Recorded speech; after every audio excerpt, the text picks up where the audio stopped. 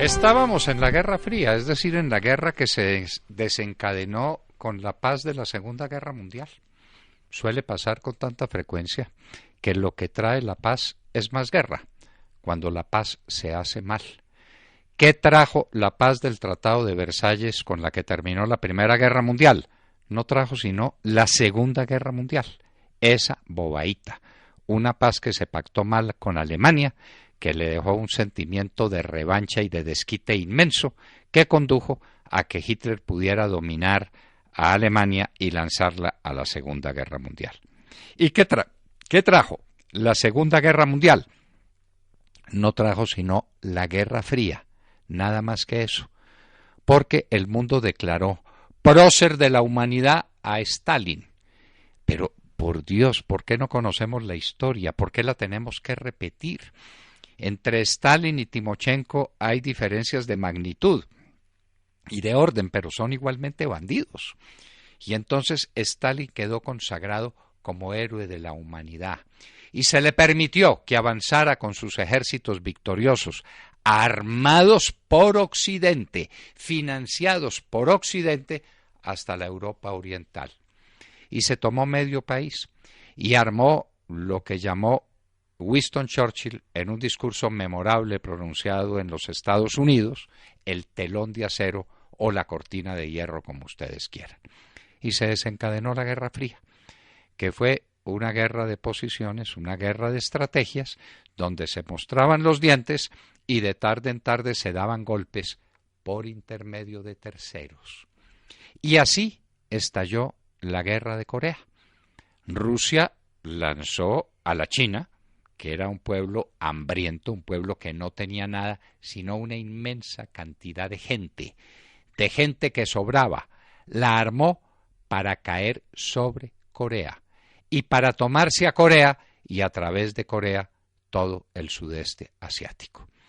Los Estados Unidos resolvieron intervenir, pero no intervinieron solos, sino que convocaron a las Naciones Unidas y les dijeron: mire el peligro en el que están las democracias del mundo. Porque si cae Corea, es decir, la parte de Corea que no es ya comunista, Corea del Sur, más al sur del paralelo 38, estamos perdidos. Estamos perdidos, porque se toman el sudeste asiático y al tomarse el sudeste asiático son dueños de medio mundo. Hay que enfrentarlos, hay que atajarlos. Esta es una guerra del todo por el todo de las democracias contra las dictaduras comunistas. Las de Stalin. Sí, señor, por supuesto. Una de las últimas cosas que hizo Stalin en vida fue lanzar a los chinos a la guerra de Corea.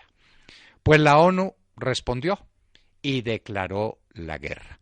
Y la declaró sobre uno de esos embustes que se meten los que contienden de tarde en tarde sobre la base de que la línea divisoria era ese paralelo 38. Al norte, hagan lo que quieran, les entregaron Corea del Norte.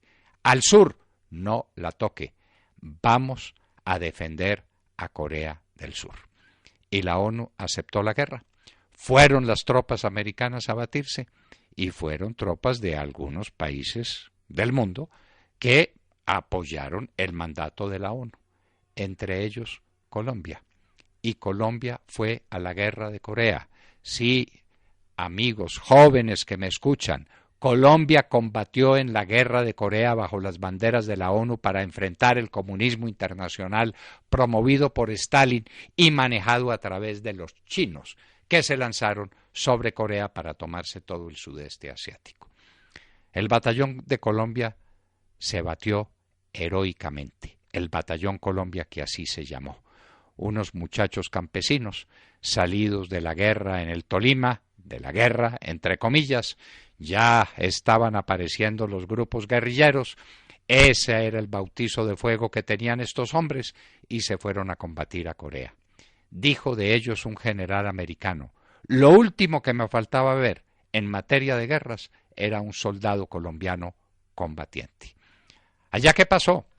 Que el ejército de Colombia tuvo un vuelco fundamental, que conoció las nuevas técnicas de guerra, las nuevas formas de estrategia. Los generales combatientes que combatieron en Colombia llegaron con conocimientos distintos y todas las tropas y todos los oficiales. Colombia se cubrió de guerra, de gloria en la guerra de Corea. Pero no solamente eso, sino que ese fue el comienzo de una nueva etapa en la vida del ejército de Colombia, que podríamos dividirlo entre el general Rafael Reyes, que crea la Escuela Militar de Cadetes en el año de 1905, hasta la Guerra de Corea y de la Guerra de Corea en adelante. Los grandes generales colombianos que se batieron en Corea, algunos con el título de general, otros como simples capitanes, como fue el caso de Álvaro Valencia Tovar, llegaron enriquecidos, con nociones más claras, con sentimientos más profundos de lo que vale la democracia en el mundo y por qué hay que defenderla de tiranos como Stalin. La Guerra Fría tuvo una de sus expresiones más duras y definitivas en la Guerra de Corea. Colombia se batió, y se batió heroicamente.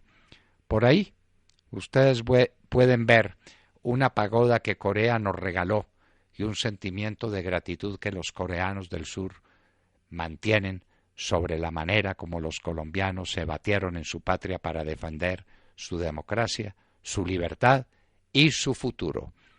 Resultado, a través del tiempo, Corea del Sur fue una gran nación, con un desarrollo gigantesco, portentoso. Todas las inversiones americanas, con nueva tecnología, fueron absorbidas por los muy juiciosos y estudiosos coreanos que crearon los mayores astilleros del mundo. Varias de las compañías más importantes en la producción de automóviles, en la producción de electrodomésticos. Corea es uno de los países, Corea del Sur, uno de los países más ricos del mundo. Corea del Norte no tiene sino ejército, probablemente o seguramente unas bombas atómicas listas para tirársela a cualquiera, y hambre entre la gente, con un ejército inmensamente poderoso. Esos son los dos resultados visibles de una Corea a la que no se para sino un paralelo. La misma gente, exactamente las mismas culturas milenarias, el mismo mundo dividido entre la libertad del capitalismo y la esclavitud del comunismo. Los resultados saltan a la vista. Año de 1950. La Guerra de Corea entra en su etapa decisiva y Colombia participaría de ella. Cuando terminó, Colombia tenía un Producto Interno Bruto por persona de $600. Corea de 150. Hoy la diferencia puede ser de 1 a 4 o de 1 a 5, pero al revés. Es decir, que Corea ha crecido 20 veces más que Colombia desde que Colombia fue a rescatarla como país libre e independiente.